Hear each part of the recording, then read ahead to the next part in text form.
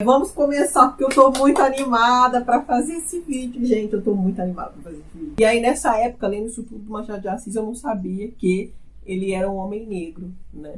E aí, imaginem a minha surpresa, o meu orgulho de saber que esse homem que acompanhou o meu crescimento enquanto uma leitora é um homem negro. Isso é incrível.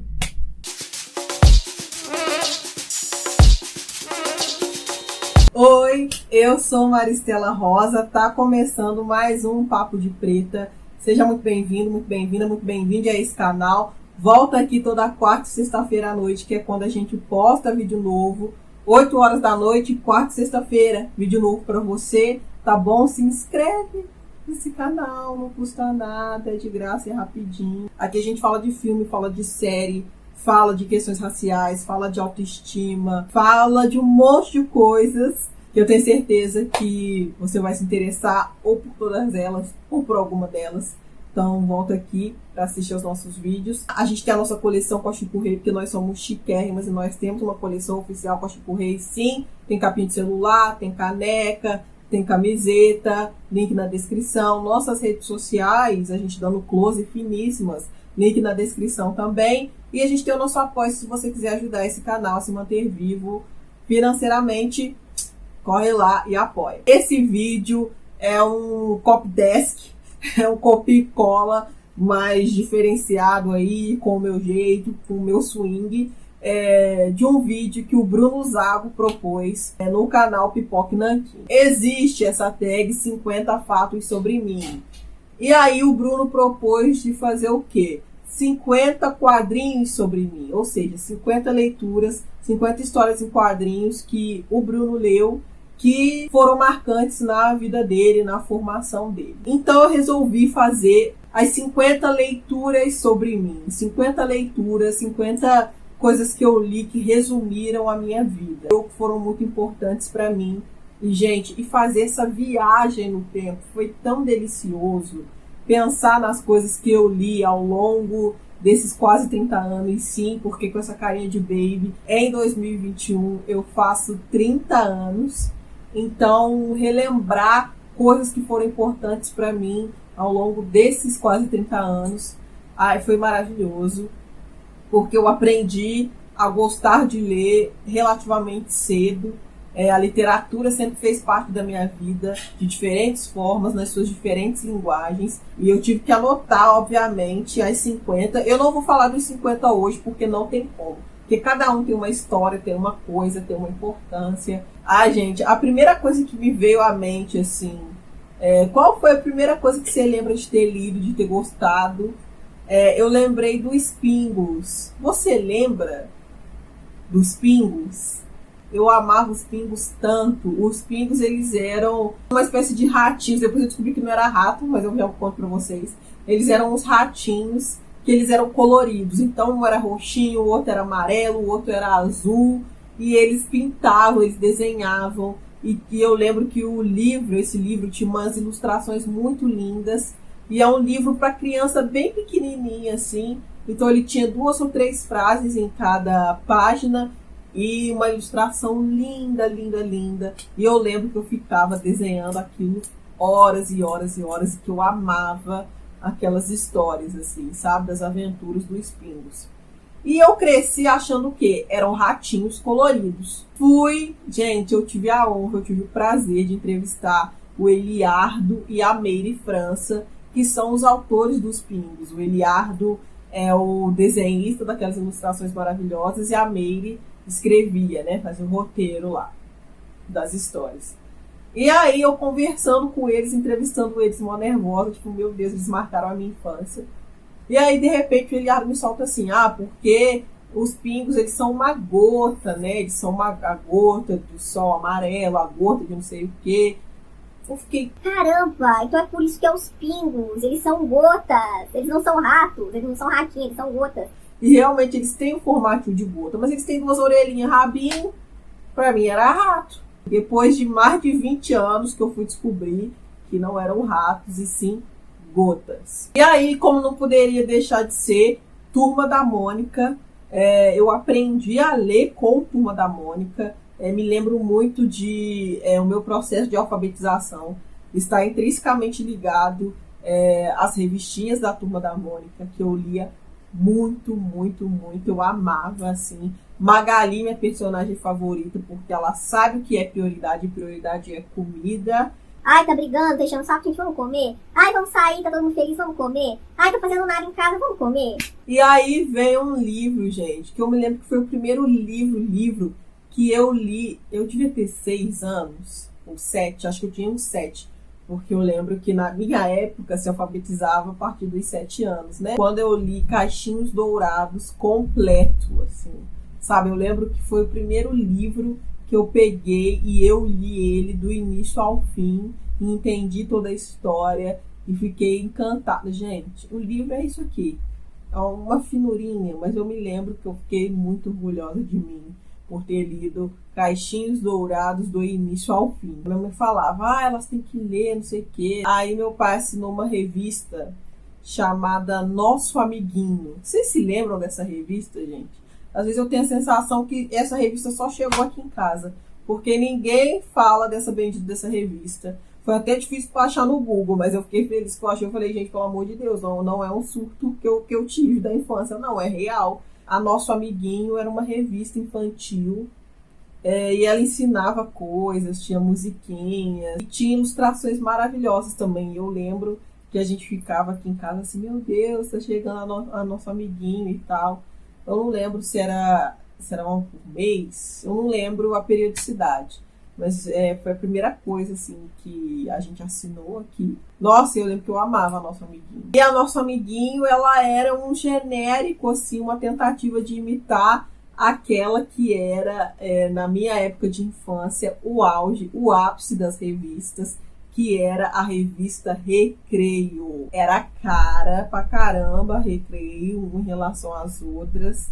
E ela era assim, um manche, entendeu? Eu lembro que tinha a revista Recreio, ela fez um caderno capa dura de vários mapas. Eram vários mapas. Era tipo assim, tinha um mapa do mundo, aí tinha um mapa da Europa, aí tinha um mapa da América Central, aí tinha um mapa da América do Norte, tinha um mapa da América do Sul, aí tinha um mapa da Ásia. E aí, cada mapa tinha adesivos para você colar. Vocês se lembram disso?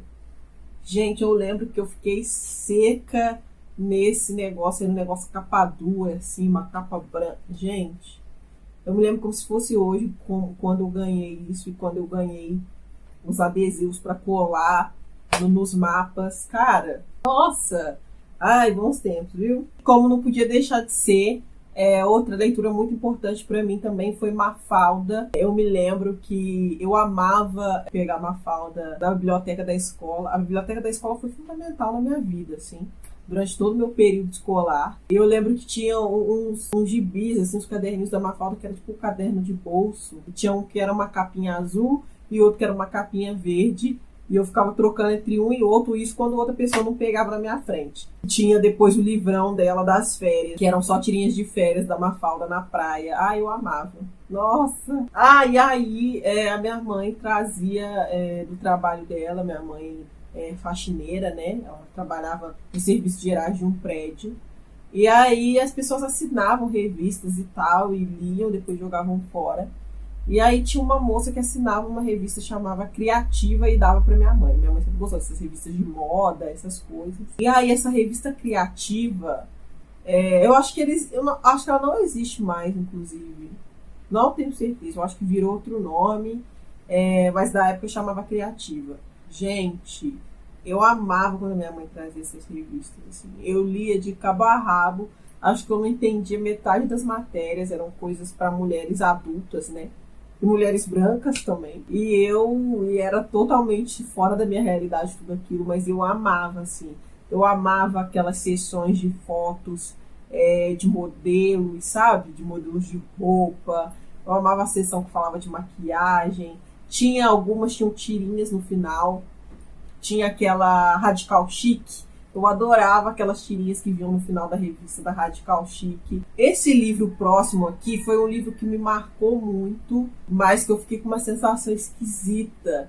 Que foi um livro que se chama Pretinha Eu peguei esse livro para ler E esse livro narra a história de uma garota, ela deve ter uns 13 anos. Eu não lembro o nome da protagonista agora. E ela era uma menina preta, como eu. E aí eles contam ela na escola, ela sofrendo racismo. Aí na festa junina ela não tinha um par. E aí todas essas coisas que acontecem com a gente, enquanto meninas pretas, na escola, né? E aí a questão do cabelo, tinha mais de cabelo duro e tal. E eu me lembro que foi a primeira vez que eu me vi numa história. Li uma história que falava coisas que aconteciam comigo diretamente, assim. E eu não gostei daquilo, pra ser bem sincera. E aí você perguntar, por que você não gostou mais dela? Porque era tudo triste, era tudo muito triste. Eu tava lá com 12 anos, lendo as minhas tristezas naquelas histórias, naquela história daquela menina. E eu não queria admitir pra mim mesma que eu tava me identificando com aquilo, sabe? Foi difícil pra ler, assim. E eu lembro que eu abandonei a história no meio, porque nada de bom acontecia pra ela. E aí eu pensei, eu não quero ser essa menina, não quero me parecer com essa menina, não tem nada a ver comigo isso. E aí parei de ler, assim. Acho que eu não tinha maturidade pra ler aquela história, né? Mas eu me lembro de as coisas que eu li ficarem remoendo, eu ficar remoendo aquilo na minha cabeça, assim. Mas aí, menina Maristela, com 13 anos, resolveu... Se vocês perguntarem por que eu resolvi isso, eu não sei exatamente de onde veio. Eu não sei se eu vi na TV, eu não sei se eu vi... Enfim, mas eu decidi que eu ia ler Machado de Assis. Eu não precisava ler Machado de Assis, não tinha nenhum, ninguém da minha idade, com 13 anos de idade, estava escolhendo ler Machado de Assis. Mas eu, que adorava ir na biblioteca da escola, fui lá e falei, vou pegar um livro do Machado de Assis, e peguei o Helena. Mas o Helena que eu peguei era velho, assim. As folhas estavam extremamente amareladas, eu espirrava a cada, mudança de página. A palavra ele ainda tinha acento circunflexo, gente. Eu nem sabia que em algum momento da história do português a palavra ele, a palavra ela tinha acento circunflexo, mas naquele livro tinha. Eu falei, meu Deus do céu, como assim? Aí fui na biblioteca de novo, troquei de edição, né? Peguei uma edição mais nova do Helena e eu simplesmente me apaixonei por Machado de Assis aos 13 anos de idade. E eu me lembro, assim, que ninguém lia Machado de Assis, né? Da minha turma, por exemplo. E aí a Luane, que é uma amiga querida, que é uma das melhores pessoas que eu conheci ao longo dessa minha jornada, assim. Foi uma das minhas melhores amigas ao longo do ensino fundamental e do ensino médio. Eu falei com a Luane, vamos ler. E aí eu fiquei falando na cabeça da Luane. E ela falou, tá bom, vou pegar esse livro aí e vou ler. E aí a gente lia junto e a gente conversava sobre a história. E a gente ia junto. E aí eu falei, caramba, Luane, você não sabe o que vai acontecer. Ela falava, não fala, porque ainda não cheguei. Sabe? Sabe essas coisas que a gente faz com série? Eu e a Luane a gente fazia com o livro. E éramos só eu e ela lendo Machado de Assis aos 13 anos. Assim, foi sensacional. Lembro que isso mudou minha vida. Mudou tanto que logo depois a professora, uma professora de português, resolveu comprar alguns livros, alguns títulos pra gente, pra nós alunos. E os títulos eram pensados para crianças, adolescentes, pré-adolescentes de 13 anos de idade, 14. E aí eu lembro desse livro que era Ficar ou Namorar, que era um livro fininho, era um livro que tinha mais firula do que texto, então muitas vezes o texto era uma grafia diferente, aí vinha uma imagem maior, aí vinha um não sei o quê, aí vinha uma gracinha, sabe essas gracinhas editoriais, assim, para o negócio ficar mais atrativo para o adolescente e tal. E aí eu me lembro que eu vi aquele livro fininho daquele jeito, com uma narrativa pobre, era a história de uma menina que queria ficar com um menino, e aí eles foram no cinema, eles se beijaram, nananana. E ainda muito das páginas eram só firula, não era nem texto. Eu tinha acabado de ler Machado de Assis, eu falei, cara, não, né? Eu falei, não. Eu me lembro direitinho, eu com 14 anos falando, cara, vocês estão me tirando que isso aqui é livro pra você, gente, muito metida, né? Todo mundo na turma tava amando aquele livro. Só eu que tava olhando com uma cara assim de... Ali eu tive a impressão de que eu era uma leitora diferente dos outros, assim, sabe? Que eu era mais exigente, que eu tinha uma outra bagagem, assim. E aí na posição 40 vem O Homem que Sabia Javanês, e eu já vou puxar a posição 39 também, que é A Cartomante. Esses dois livros, na verdade, eram contos adaptados para história em quadrinhos. E eu me lembro de achar incrível aquilo, assim, de falar, caramba, que legal, transformaram essa história numa história em quadrinhos. O Homem que Sabia Javanês, eu não conhecia a história, mas a Cartomante eu também não conhecia a história, mas conheci o Machado de Assis, então eu fiquei muito feliz. Falei, caramba, pegaram a história do Machado de Assis e transformaram em história em quadrinhos e tal. Foi um projeto muito legal, assim, muito bacana mesmo. E eu me lembro de quando eu li A Cartomante, e eu me lembro direitinho de quando eu li A Cartomante, nessa história em quadrinhos. Gente, eu não sei se vocês já leram esse conto do Machado, A Cartomante, mas assim, é impactante num nível que eu fiquei, meu Deus do céu, meu pai eterno. Eu lembro assim, gente, A Cartomante é um negócio assim, você acha que tá indo por um lado e de repente, brá, desmorona assim. O Machado de Assis não tem pena, sabe? Você fala, eu lembro que eu fiquei passada uns dias depois de ter lido A Cartomante. É incrível. Mas esse projeto, O Homem que Sabia Javanês e A Cartomante em quadrinhos, foi um negócio que me impactou bastante.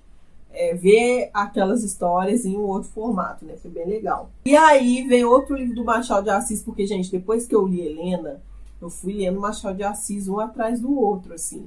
Eu já li Helena, eu já li A Mão e a Luva, Contos Fluminenses, Outras Histórias, que mais que eu já li? Quincas Borba, sabe? Eu li vários livros dele, porque eu fui lendo na sequência, assim. E Machado de Assis até hoje é meu autor favorito. E aí agora eu vou falar de outro livro dele, que é Dom Casmurro. E eu lembro que a gente ficou discutindo sobre a Capitu. Sabe todas essas discussões que tem hoje na internet? Pois é, eu com 15 anos fazia com a Luane essas mesmas discussões. O Bentinho sobre a Capitu, sobre de onde que o cara tirou que ela traiu ele, sabe?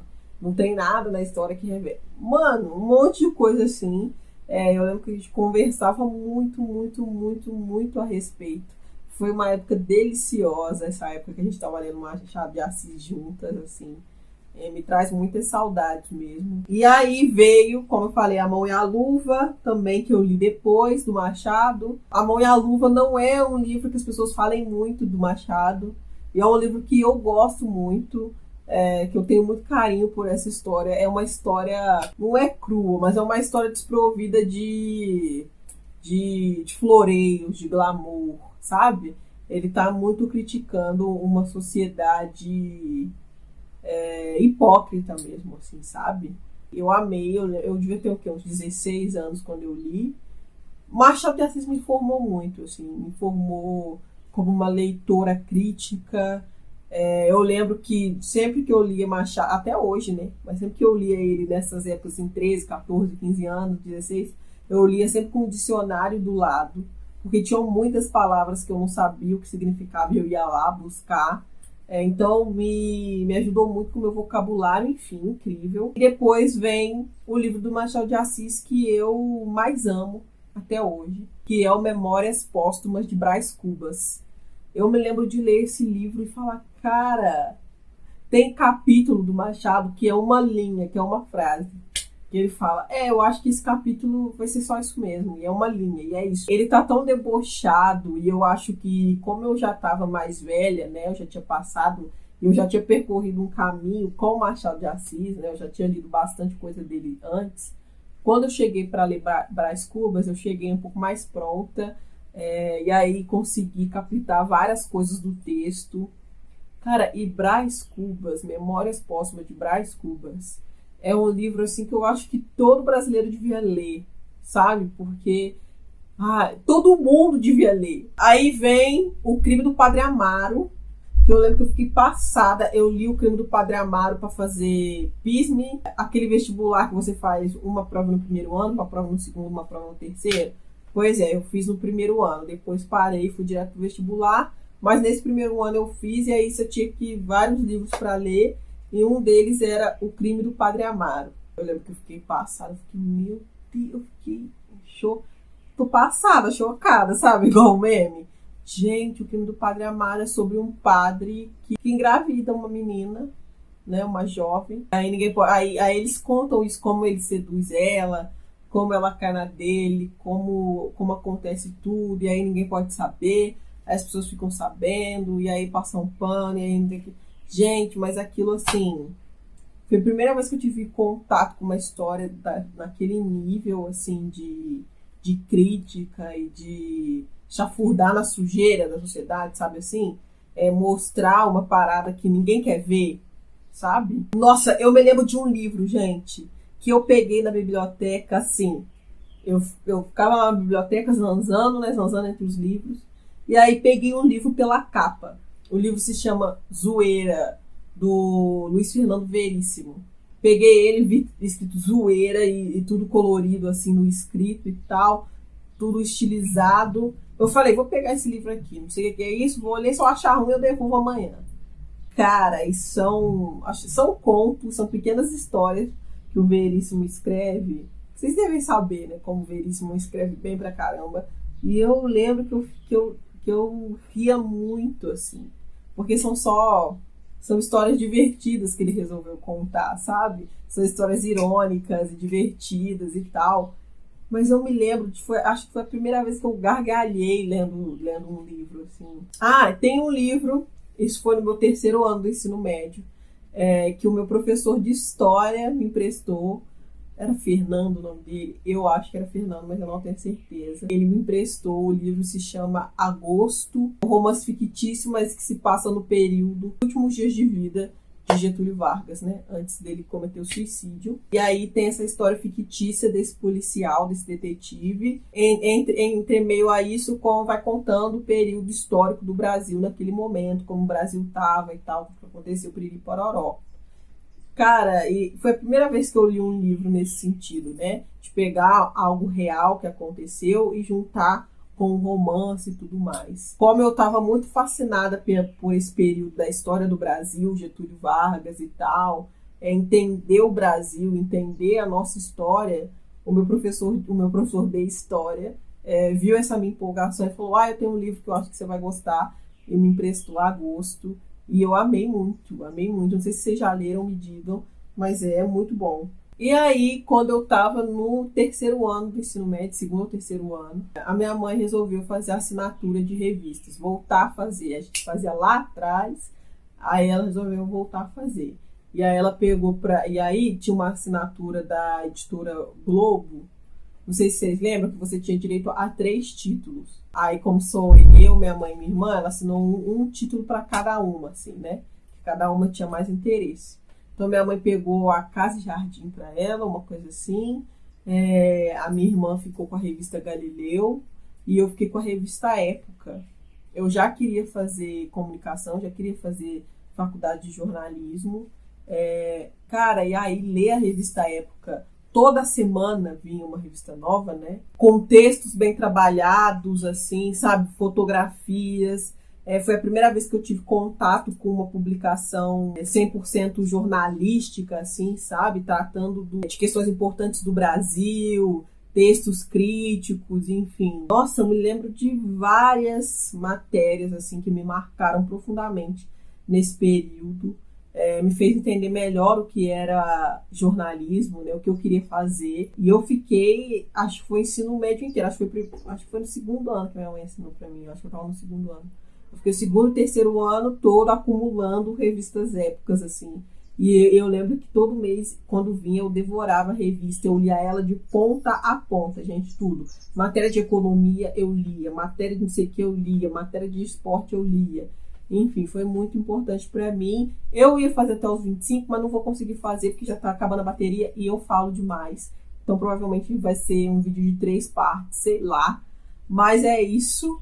Esse é o começo aí da minha vida, das coisas que me marcaram. Me diz aí quais foram as coisas que marcaram vocês, se vocês lembram dessas coisas que eu falei aqui, tá bom? Um beijo enorme, até a próxima. Tchau!